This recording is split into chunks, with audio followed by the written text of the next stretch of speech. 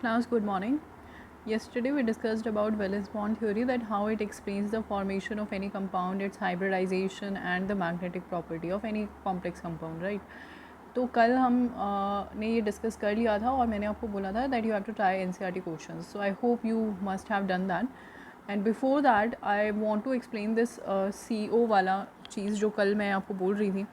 तो इसको वीबीटी ने कैसे एक्सप्लेन किया, although the actual fact is something else, but VBT ने इसको कैसे एक्सप्लेन किया वो मैं दिखा देती हूँ आपको। सी वीबीटी के अकॉर्डिंग वो कहता है कि जब CO NH3 आता है तो वो कह रहा है NH3 जो है वो एक स्ट्रॉन्ग लिगेंड है। CO+3 की ये होती है इलेक्ट्रॉनिक कॉन्फ़िगरेशन D6। जब इसके पास NH3 आएगा तो NH3 क्या करेगा, अकॉर्डिंग टू वीबीटी वो इसे इलेक्ट्रॉन्स को पेयर करा देता है। और सिचुएशन कुछ ऐसी हो जाती है कि 3D के अंदर क्या हो जाते हैं, ये इलेक्ट्रॉन इस तरीके से प्रेजेंट हो जाते हैं। This is your 3D। Okay, तो अब क्या बच गया आपके पास, ये दोनों D बच जाएंगे, ये S और ये 3P। So your hybridisation will be D2sp3। So VBT हम पढ़ रहे हैं तो VBT के अकॉर्डिंग हो रहा है ये अमोनिया क्या कर रहा है, इलेक्ट्रॉन्स को पेयर अप करा रहा है।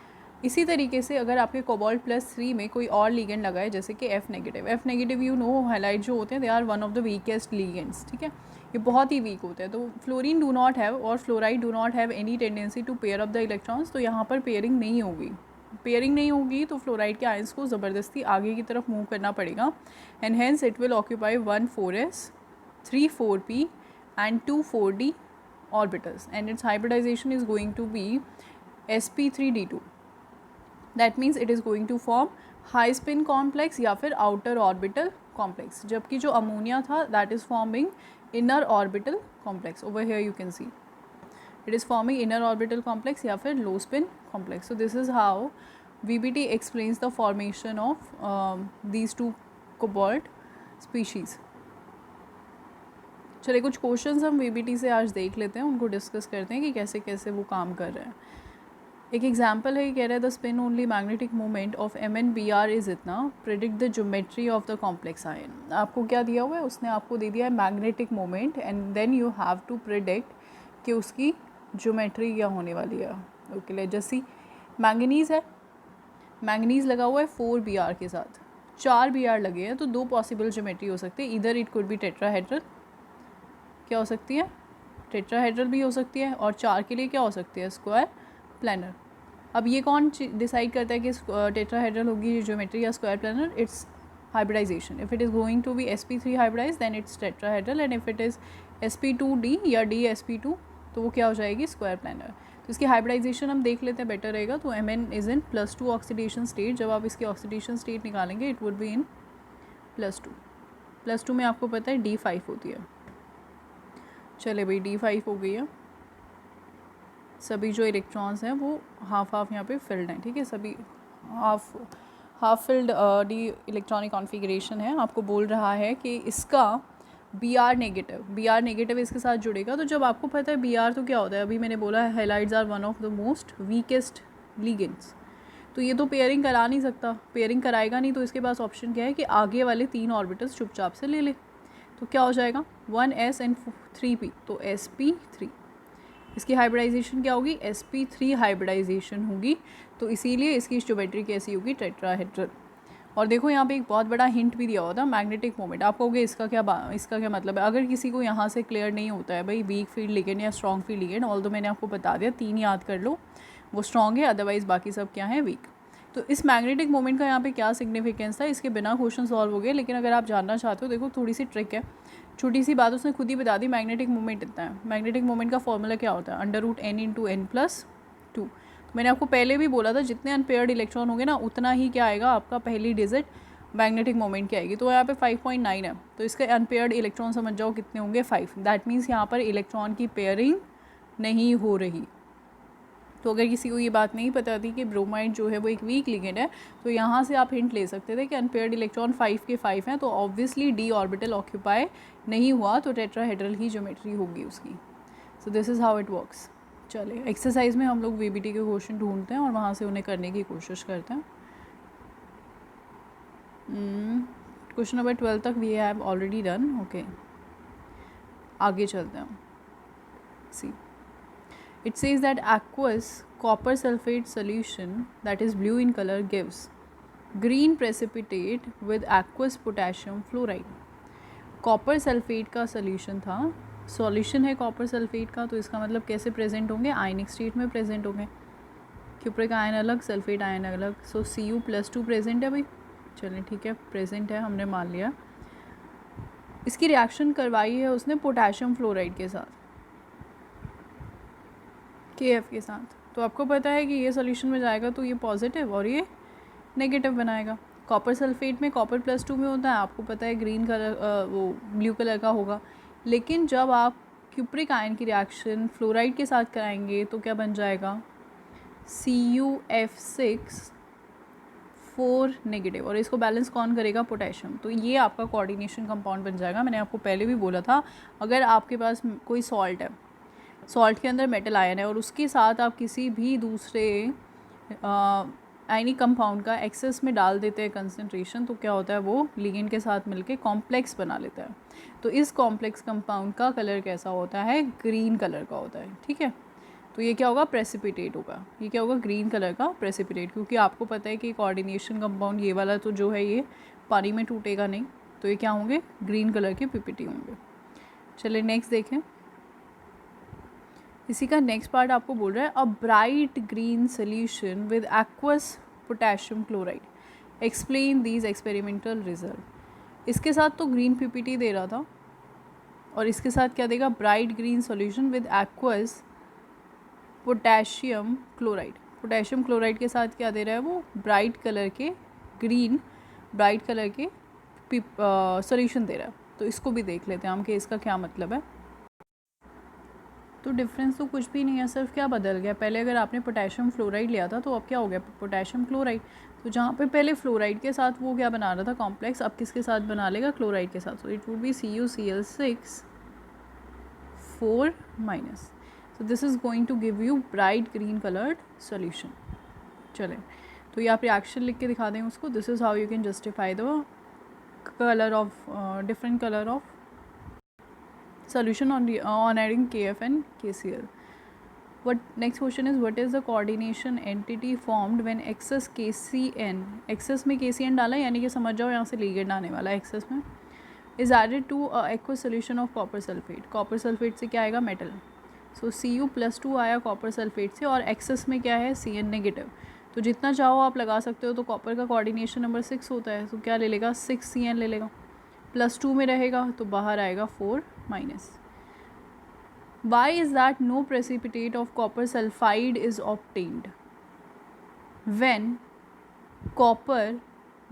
Copper sulphide is not obtained when H2S is pass through this solution. Okay, देखो आपके पास कॉपर होता है ना, किसी भी, ये क्या है, कॉपर का टेस्ट करने के लिए यूज़ होता है। एनायन कैटालिसिस के अंदर, एनायन एनालिसिस के अंदर भी हम लोगों ने पढ़ा है कि जब भी हमें कोई एनायन डिटेक्ट करना है तो हम H2S गैस पास कराते हैं, सॉरी कैटायन। तो अगर कॉपर आपके पास प्रेजेंट होता है ना, तो H2S में क्या होता है, H positive NS2 negative sulphide, तो ये बना लेता है CuS, कॉपर सल्फाइड के PPT बनते हैं। और इसका कलर होता है डार्क कलर की PPT बनते हैं, बफ कलर नहीं, बफ कलर इज़ फॉर मैंगनीज।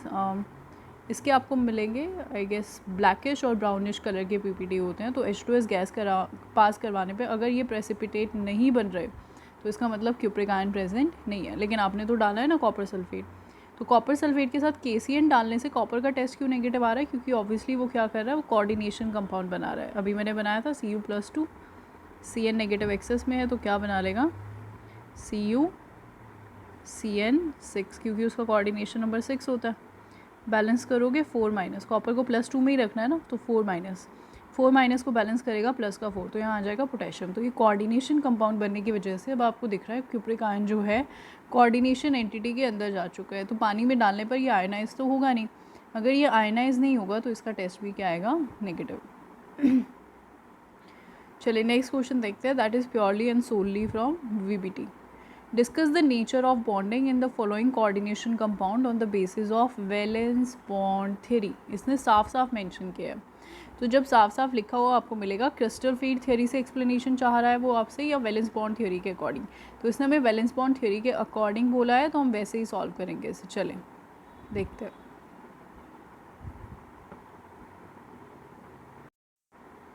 पहला पार्ट देखते हैं यहाँ पे FeCN6 4 नेगेटिव। ठीक है, तो मैं इसको आपको यहाँ पे सॉल्व करके दिखा रही हूँ जैसे कि आपको करना है एग्ज़ाम में, वर्ड बाय वर्ड आपको ऐसे ही लिखना है, पूरी एक्सप्लेनेशन आपको देनी है उसमें। ठीक है, तो आप कैसे सॉल्व करोगे इसको, FeCN6 4 माइनस। ठीक है, तो इसमें से आप पहले यहाँ पर लिखोगे Fe का नंबर कितना होता है 26, तो इसकी इलेक्ट्रॉनिक कॉन्फ़िगरेशन 4s2 3d6। पहला काम आप इसमें यही करेंगे, ऑक्सीडेशन स्टेट ऑफ मेटल। क्या निकालेंगे, ऑक्सीडेशन स्टेट ऑफ मेटल निकालो ज़रा। x ले लो, Cn पे -1 होता है, 6 है तो -6, total charge -4, x is equal to -4 + 6, x is equal to +2। तो ये काम करने के बाद आप यहाँ पर आओगे, आयरन की इलेक्ट्रॉनिक कॉन्फ़िगरेशन लिखिए। अब लिखो आयरन +2 की कितनी हो जाएगी 3d6। उसको ऐसे दिखाना है आपको बॉक्स में, 1 2 3 4 5 6। चलें, ये तो Fe की होगी, लेकिन जैसे ही Fe के पास Cn आएगा, Fe के पास क्या आएगा Cn, तो आपको पता है Cn के आने से 3d के अंदर क्या हो जाएगा, पेयरिंग ऑफ इलेक्ट्रॉन्स, क्योंकि Cn क्या है, एक स्ट्रॉन्ग लिगेंड है। क्या है, एक स्ट्रॉन्ग लिगेंड है। तो जैसे ही आप यहाँ पर जाओगे, आप क्या कर दोगे 1 2, इसको करने से पहले आप ऊपर लाइन लिखोगे, यहाँ पे क्या लिखोगे, यहीं पर लिखोगे, as Cn negative is a strong field ligand, is a strong field ligand, it will pair up the electrons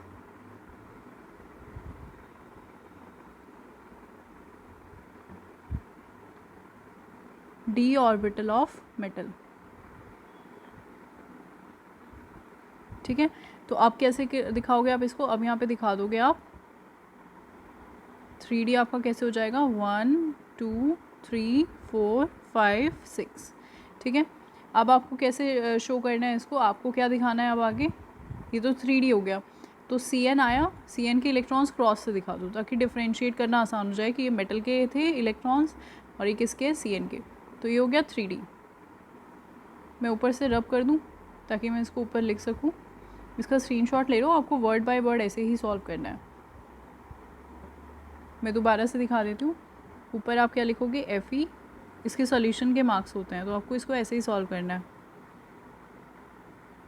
ऊपर कॉम्प्लेक्स लिखा, ठीक है, पहले लिखोगे ऑक्सीडेशन स्टेट ऑफ मेटल, ये आपको निकालनी है, गलती कर दोगे अदरवाइज़। तो इसके लिए क्या करोगे, x - 6 इज़ इक्वल टू -4 लिया था हमने, x इज़ इक्वल टू +2 आएगा।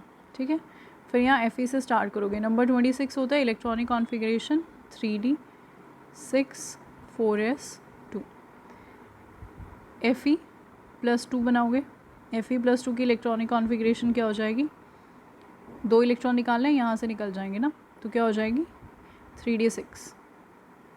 तो यहाँ पे आप सिंपल लिख दोगे 3d6 और फिर आगे उसको बना के भी दिखाओगे, 1 2 3 4 5 एंड 6। अब क्या करोगे, अब आप आओगे अपने कॉम्प्लेक्स के ऊपर, तो मैं इसको इसके नीचे ही लिखना है वो, मैं यहाँ पे लिख रही हूँ। अब लिखोगे आप, जैसे ही आया FeCN6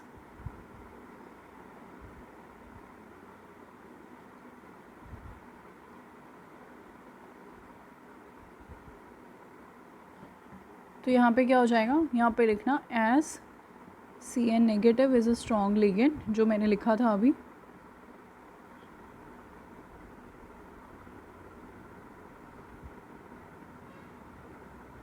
so it will pair up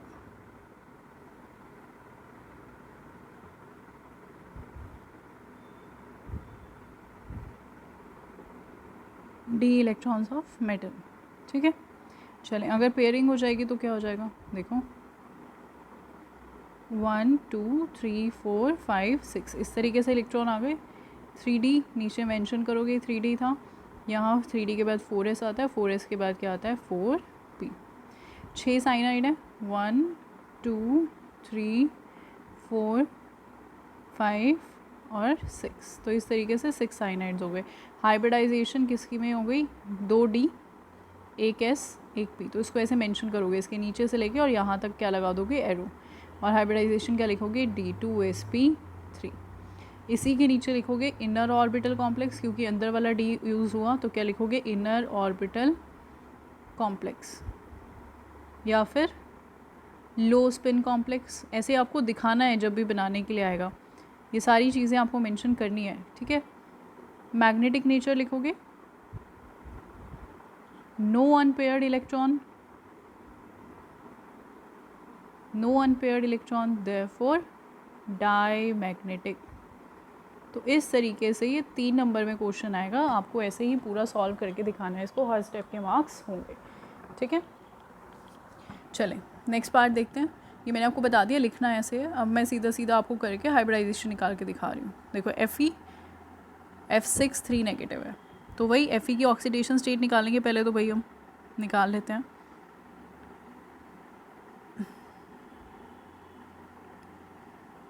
ये देखो Fe, F6 3 नेगेटिव है, ठीक है।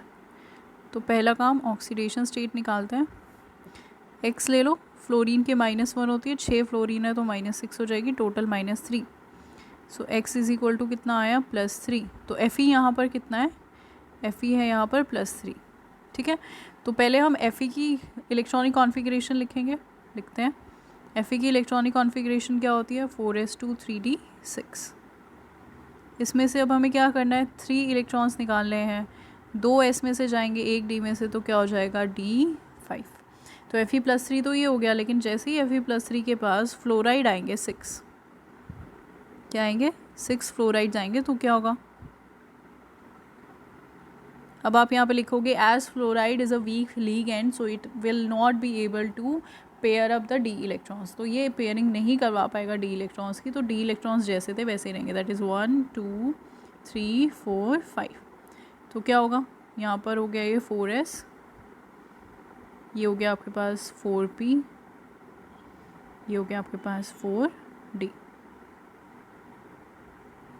6 फ्लोराइड्स हैं, 1 2 3 4 5 6। हाइब्रिडाइजेशन क्या हो जाएगी? sp3d2। इसके नीचे लिखोगे आउटर ऑर्बिटल कॉम्प्लेक्स या फिर high spin complex. Unpaired electron 5, तो इसीलिए नेचर कैसा होगा? Para magnetic. 6 बॉन्ड्स बना रहा है, शेप कैसी होगी? ऑक्टाहेड्रल। तो अगर यहाँ पे Cn था तो D2sp3 बन रहा था, अगर यहाँ पे F आ गया है तो sp3d2 बन रहा है। चलो कोबाल्ट का केस देख लेते हैं हम लोग, हमने पहले भी देखा हुआ है।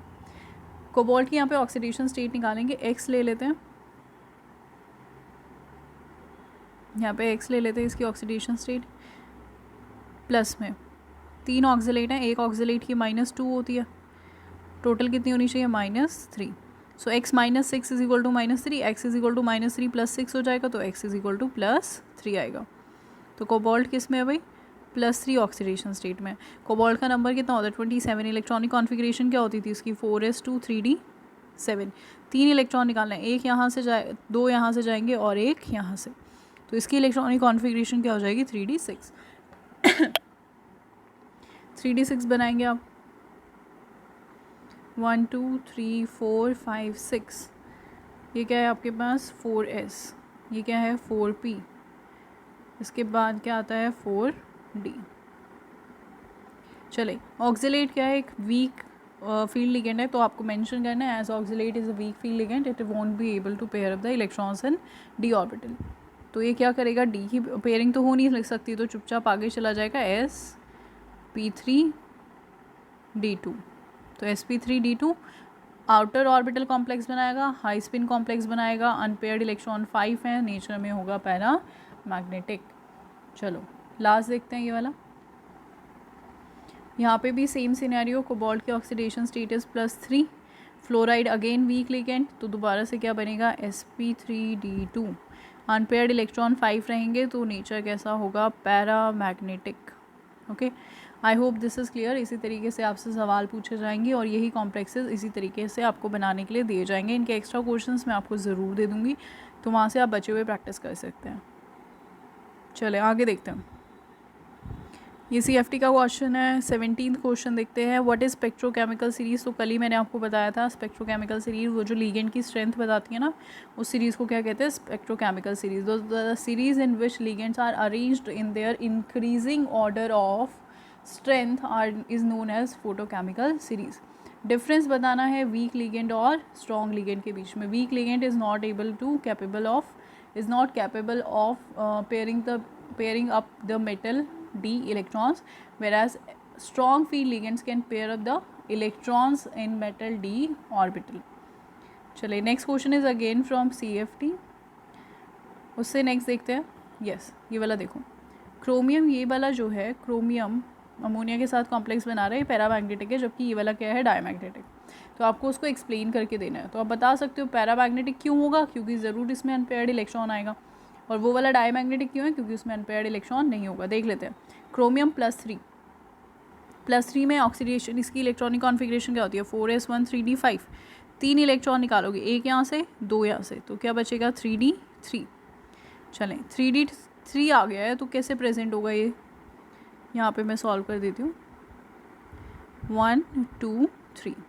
अमोनिया आपको पता है कि है तो वीक लिगेंड, स्ट्रॉन्ग होता तो भी कोई प्रॉब्लम नहीं थी, ऑलरेडी खाली है, तो ये क्या करेगा, ऑक्यूपाई कर लेगा 6 ऑर्बिटल्स। D2sp3 हाइब्रिडाइजेशन हो जाएगी, इसकी 3 अनपेयर्ड इलेक्ट्रॉन बचे हैं यहाँ पे, जिसकी वजह से क्या होगा नेचर में पैरामैग्नेटिक। तो आप उसको बता दोगे, बिकॉज इसे निकाल के दिखाओगे और फिर बता दोगे क्योंकि इसमें 3 अनपेयर्ड इलेक्ट्रॉन थे, तो ये पैरामैग्नेटिक हो गया। निकल पर आते हैं, 4s2 3d8 होता है, इसकी ऑक्सीडेशन स्टेट निकालोगे +2 आएगी, 2 इलेक्ट्रॉन निकालने यहाँ से चले जाएंगे। डी में क्या हुआ 3d8। 3d8 सिचुएशन कुछ ऐसी होती है, 1 2 3 4 5 6 7 एंड 8। ठीक है, ये तो निकल +2 हो गया। अब CN आया। CN क्या है, स्ट्रॉन्ग लिगेंड है, स्ट्रॉन्ग लिगेंड है और 4 CN लगे हुए हैं, तो क्या हो सकता है, या तो sp3 या dsp2।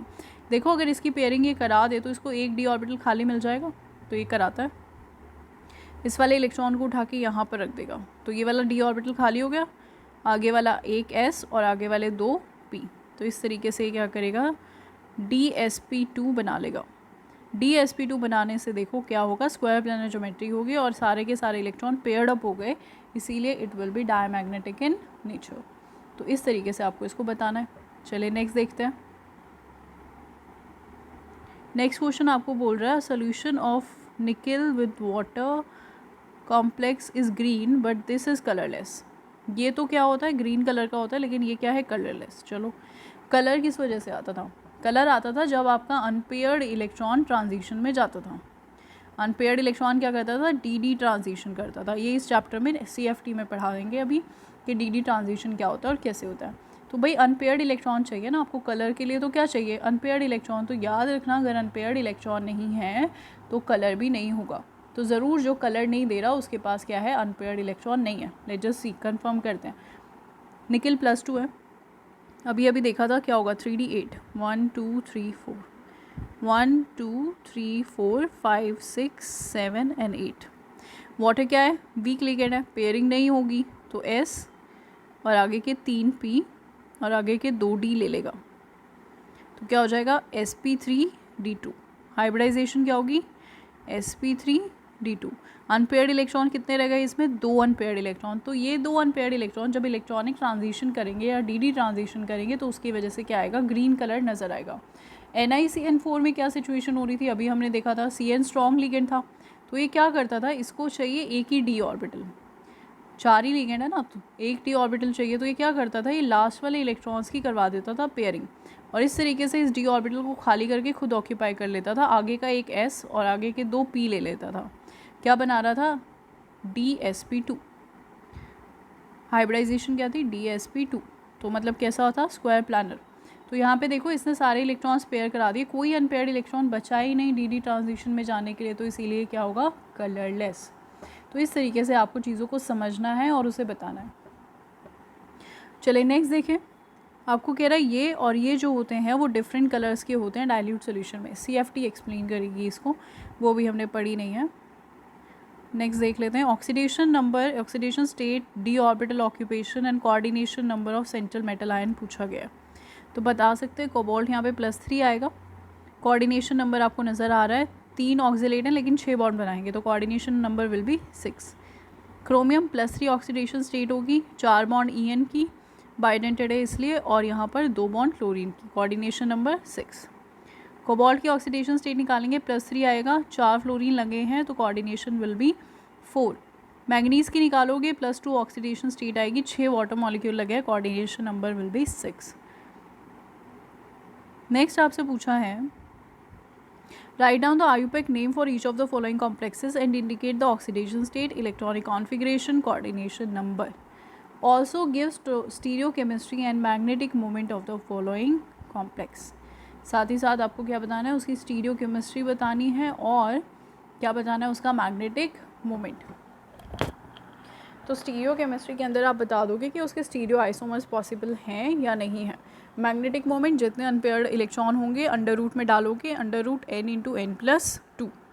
एक क्वेश्चन मैं सॉल्व करके दिखा देती हूँ, बाकी आप सब कर लेना खुद से, क्योंकि ये क्वेश्चन हम बार बार रिपीटेडली कर चुके हैं। ठीक है, तो इसको करके देख लेते हैं। इधर देखो, ये क्या होगा, सबसे पहले IUPAC नेम बताएंगे। चलो इसका नाम बता देते हैं, क्या होगा इसका नाम, पोटेशियम स्पेस। ये शुरू हो गया कोऑर्डिनेशन पे, ये एक्वा है और ये ऑक्सीलेट, तो ऑब्वियसली एक्वा से स्टार्ट करेंगे। So potassium space di aqua di oxalato chromium 3 hydrate. क्या हो जाएगा ये, हाइड्रेट, पानी है ना, तो इसीलिए इसका नाम क्या हो जाएगा, हाइड्रेट। चलो, और क्या पूछा था इसमें आपसे, ऑक्सीडेशन स्टेट, तो अब वो आपने निकाल ही दी है, नाम लिखोगे तो उसमें निकालनी पड़ेगी। +3 आई थी क्रोमियम की। इलेक्ट्रॉनिक कॉन्फिगरेशन पूछेगा, D6 हो जाएगी, सॉरी D3 हो जाएगी क्रोमियम के लिए। कोऑर्डिनेशन नंबर देखो इधर, 2 इसकी बॉन्ड, 4 इसकी bond, 6 bonds, coordination number will be 6। Next देखते हैं, नेक्स्ट इज दिस, इसको स्क्वायर ब्रैकेट में रखा नहीं है, सारा का सारा स्क्वायर ब्रैकेट में है। तो चलो देखो, ये पिरिडीन है और ये क्या है, क्लोरो पहले आता है C, तो इसका नाम लिखेंगे ट्राईक्लोरिडो या ट्राईक्लोरो, ट्राईपिरिडीन क्रोमियम, और ऑक्सीडेशन स्टेट निकालेंगे तो आएगी 3। सो ट्राईक्लोरो ट्राईपिरिडीन क्रोमियम 3, ऑक्सीडेशन नंबर हो जाएगा 3, कोऑर्डिनेशन नंबर 6, और अनपेयर्ड इलेक्ट्रॉन 3 होंगे तो मैग्नेटिक मोमेंट आएगा 3 पॉइंट समथिंग। चलिए नेक्स्ट देखें, पोटेशियम स्पेस 6 है तो हेक्सा, सो पोटेशियम स्पेस हेक्सासाइडो मैंगनेट, नेगेटिव है ना, ये पॉजिटिव था, ये क्या हो जाएगा, नेगेटिवली चार्ज, तो इसीलिए इसका नाम मैंगनीज नहीं होकर मैंगनेट होगा। So potassium space hexacyano manganate, oxidation state निकालोगे आएगी 2। Potassium space hexacyano manganate 2, coordination number 6, unpaired electron 5, magnetic moment 5.9। चले नेक्स्ट देखें, इसका नाम कैसे लिखेंगे हम, that would be 5 aqua penta aqua chlorido cobalt 3 chloride.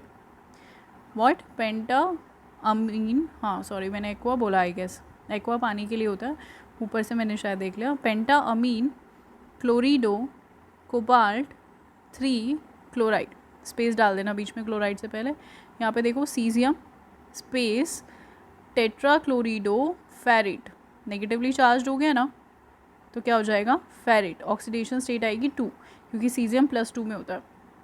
So caesium space tetrachlorido ferret 2, ये इसका नाम हो जाएगा। अनपेयर्ड इलेक्ट्रॉन इसके अंदर कितने होंगे, 4 अनपेयर्ड इलेक्ट्रॉन होंगे, मैग्नेटिक मोमेंट आएगा 5.2।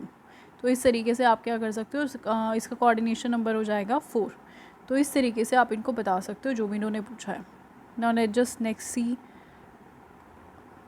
This question belongs to coordination. What is meant by the stability of coordination compound in solution? State the factor which govern the stability of the complexes. Next topic हम ये करेंगे। उससे next question देखते हैं, What is meant by Chillet effect? Chillet effect क्या होता है? Chelate effect हमने पढ़ा था, जब भी कोई बाइडेंटेड लिगेंड मेटल से कंबाइन होता है या जुड़ता है 2 या उससे ज़्यादा बॉन्ड्स के साथ, तो उसकी वजह से एक साइक्लिक स्ट्रक्चर बन जाता है, which are more stable than the acyclic structure, तो उसकी वजह से वो स्टेबल हो जाता है। तो चिलेट इफेक्ट यही होता है, the effect due to which a compound gain extra stability due to the presence of chelating ligand. जो मेटल के साथ दो या उससे ज़्यादा बॉन्ड बना के लिगेंड प्रेजेंट होते हैं उनको हम बोलते हैं चिलेटिंग लिगेंड. तो वो इफ़ेक्ट जो कि जिसकी वजह से मेटल ज़्यादा स्टेबल हो जाता है चिलेटिंग लिगेंड की वजह से, तो वो क्या होता है, चिलेट इफेक्ट होता है. Next discuss briefly giving example the role of coordination compound. So that would be our last topic. Coordination compounds का रोल हमारी नॉर्मल लाइफ में, ये लास्ट टॉपिक हम करेंगे, तब आप बता सकते हो. नेक्स्ट क्वेश्चन देखें. नेक्स्ट क्वेश्चन क्या कह रहा है. Next question is how many ions are produced from the complex this. इस कॉम्प्लेक्स में से कितने एनायंस निकलेंगे इन द सोल्यूशन. तो आपको पता है कोबाल्ट का कोऑर्डिनेशन नंबर क्या होता है, 6 होता है. अब आपको यहाँ पे कोऑर्डिनेशन स्फीयर नहीं लगा के दिखाया हुआ कहीं पे भी, तो आपको पता ही नहीं कोऑर्डिनेशन स्फीयर के बाहर होता है जितना आप निकाल देते हो उतना. तो यहाँ पे कोऑर्डिनेशन स्फीयर ही नहीं है, तो क्या करेंगे. आपको पता है कोबाल्ट का नंबर कितना होता है, कोऑर्डिनेशन नंबर मैक्सिमम 6 बॉन्ड बनाता है. यहाँ पर कितने लिगेंड है, 8. तो 6, कोई भी 6 अंदर रहें तो बाहर कितने रहेंगे, 2.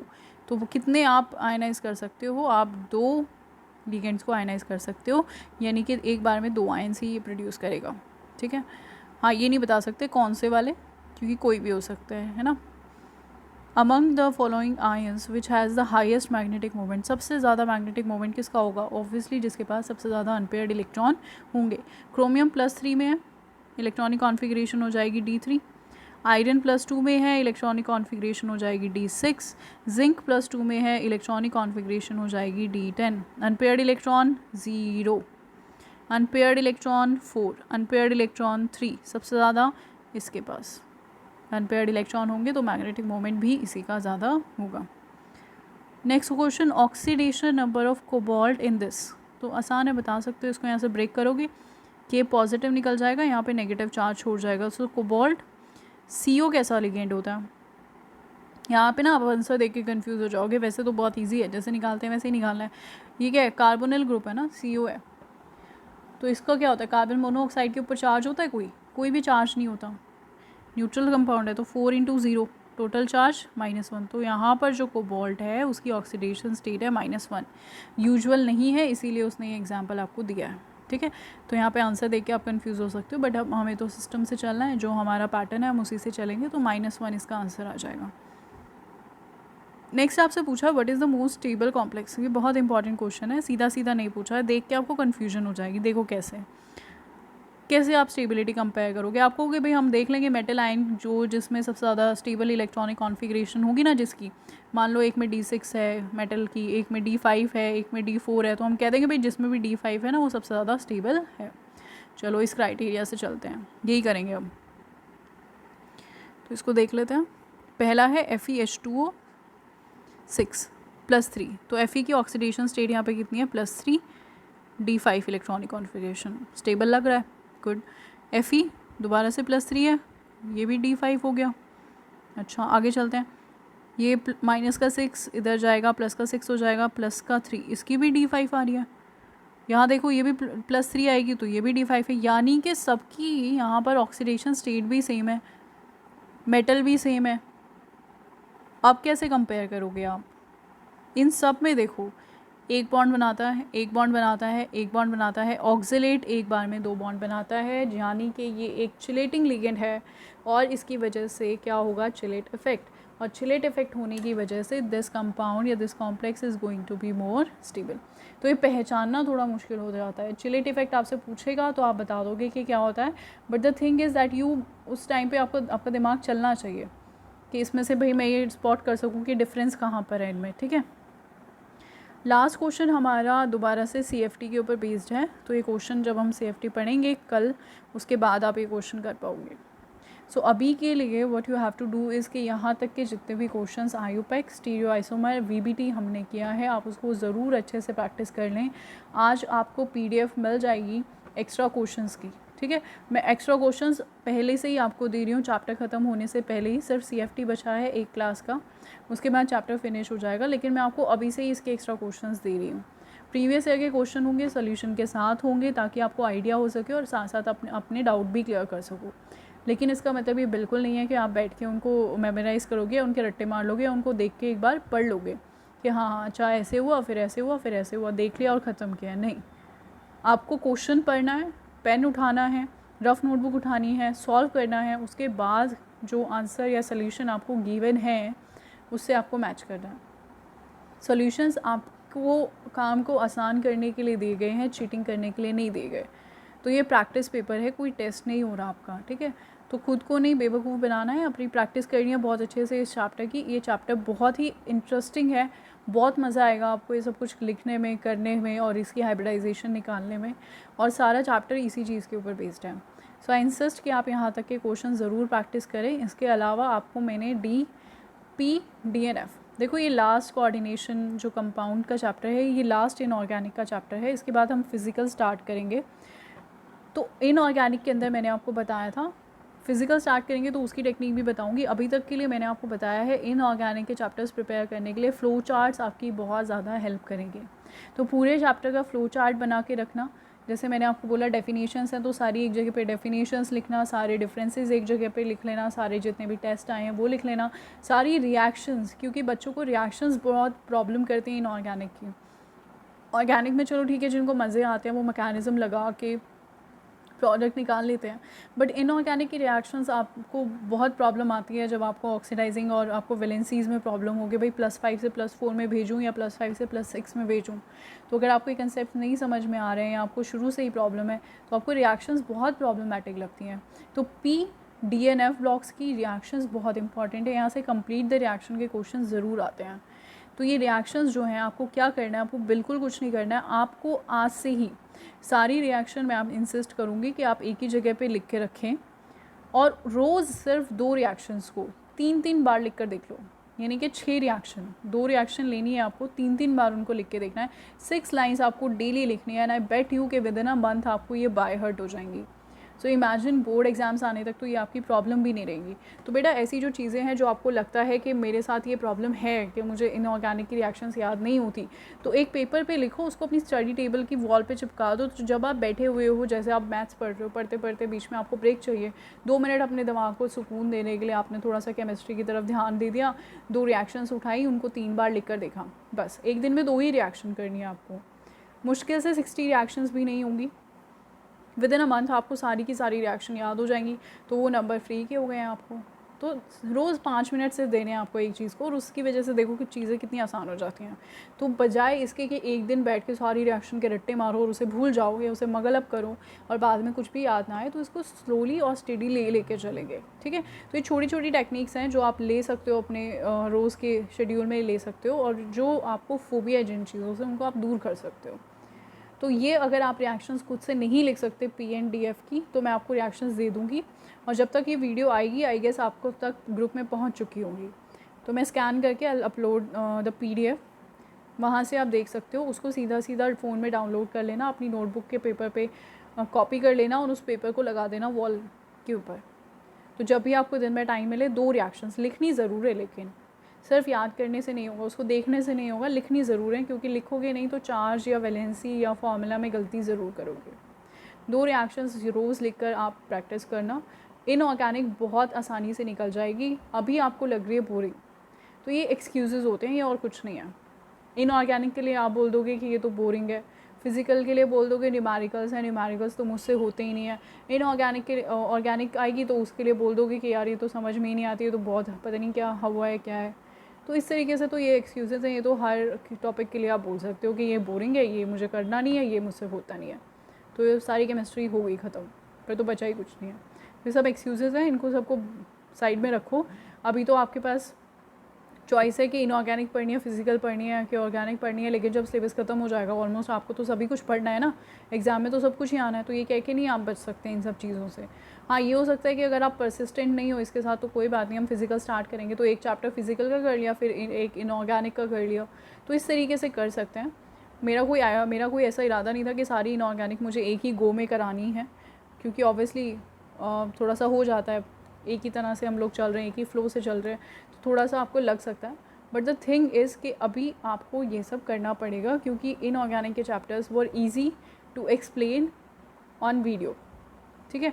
फिज़िकल में थोड़ा डेमोन्स्ट्रेशन देना होता है, ऑर्गेनिक में तो बहुत ज़्यादा डेमोन्स्ट्रेशंस देना होता है, मॉलिक्यूल ऐसे आ रहा है, वहाँ से अप्रोच कर रहा है ये और वो। फिज़िकल के अंदर भी आप लोगों को सामने बिठा के क्वेश्चंस की प्रैक्टिस करवानी पड़ती है, but now it's on you कि आप इसको किस तरीके से लेते हो। Inorganic I will be done by tomorrow, उसके बाद हम लोग फिज़िकल पर जाएंगे, लेकिन आपको इनऑर्गेनिक की बहुत अच्छे तरीके से प्रैक्टिस कर लेनी है। So that's it for today class. I hope you will be done with the NCERT questions, and tomorrow we will be covering CFT. Thank you.